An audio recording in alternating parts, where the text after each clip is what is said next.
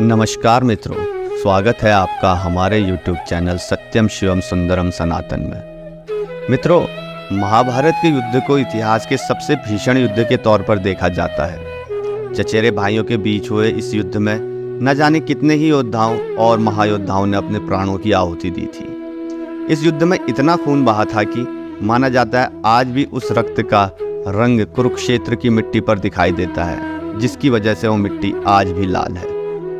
महाभारत के युद्ध का परिणाम क्या हुआ था, ये बात तो हम सभी जानते हैं, लेकिन इस बात से बहुत कम लोग वाकिफ होंगे कि जब यह युद्ध समाप्त हो गया था तब उसके बाद क्या हुआ था। मित्रों, युद्ध समाप्ति के बाद जब कौरव और पांडव एक बार फिर मिलते हैं तो क्या होता है। अब आप सोच रहे होंगे कि युद्ध के दौरान ही सभी कौरव मृत्यु को प्राप्त हो गए थे, तो फिर वे जीवित बचे पांडव भाइयों से कैसे मिल पाए।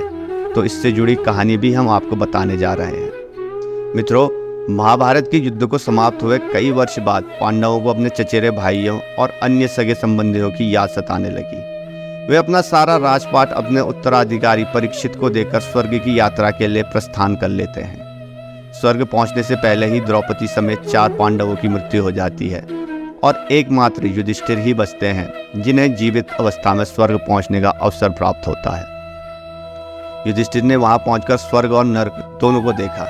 जैसे ही उन्होंने स्वर्ग में प्रवेश किया, उनका सबसे पहले दुर्योधन से सामना हुआ। फिर एक एक कर सभी भाइयों और द्रौपदी से भी उनकी मुलाकात हुई। दुर्योधन को देखते ही भीम असमंजस में पड़ गए कि जिस दुर्योधन ने ईर्ष्या, द्वेष और लालच की वजह से अपने संबंधियों के साथ धोखा किया, रक्त बहाया, उसकी आत्मा को स्वर्ग में प्रवेश भी कैसे मिला। भीम ने अपने भ्राता युधिष्ठिर से प्रश्न किया, जो व्यक्ति आजीवन बुरी नीयत के साथ कार्य करता है, अनीति का ही साथ देता है, उसे स्वर्ग की प्राप्ति कैसे हुई।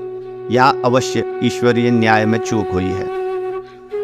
भीम का प्रश्न सुनकर युधिष्ठिर मुस्कुराने लगते हैं। उन्होंने भीम से कहा कि ईश्वरीय न्याय में कभी चूक नहीं होती। बुरे व्यक्ति को उसकी बुराई का परिणाम और अच्छे व्यक्ति को उसके सुकर्मों का परिणाम अवश्य मिलता है। युधिष्ठिर ने कहा कि हजारों बुराइयां होने के बाद भी दुर्योधन के भीतर एक अच्छाई थी और इसी अच्छाई ने उसे स्वर्ग दिलवाया। भीम की जिज्ञासा शांत करते हुए धर्मराज युधिष्ठिर ने बताया कि अपने पूरे जीवन में दुर्योधन का ध्येय एकदम स्पष्ट था। उसी उद्देश्य की पूर्ति के लिए उसने हर संभव कार्य किया। दुर्योधन को बचपन से ही सही संस्कार प्राप्त नहीं हुए, इसलिए वह सच का साथ नहीं दे पाया। लेकिन मार्ग में चाहे कितनी ही बाधाएं क्यों ना आई हो, दुर्योधन का अपने उद्देश्य पर कायम रहना, दृढ़ संकल्पित रहना ही उसकी अच्छाई साबित हुई। युधिष्ठिर ने बताया कि अपने उद्देश्य के लिए एकनिष्ठ रहना मनुष्य का एक बहुत बड़ा सद्गुण है। इसी सद्गुण के कारण कुछ समय के लिए उसकी आत्मा को स्वर्ग के सुख भोगने का अवसर प्राप्त हुआ है। युधिष्ठिर की बात सुनकर भीम की जिज्ञासा शांत हुई और कुछ समय दुर्योधन और पांडव ने फिर एक साथ बिताया।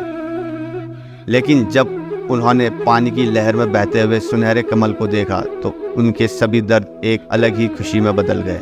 उन्हें अलग सी आध्यात्मिक ऊर्जा का एहसास हुआ। द्रौपदी ने अपने सबसे अधिक समर्पित पति भीम को उस सुनहरे फूल की खोज के लिए भेजा। इसी खोज के दौरान भीम की मुलाकात हनुमान जी से हुई थी।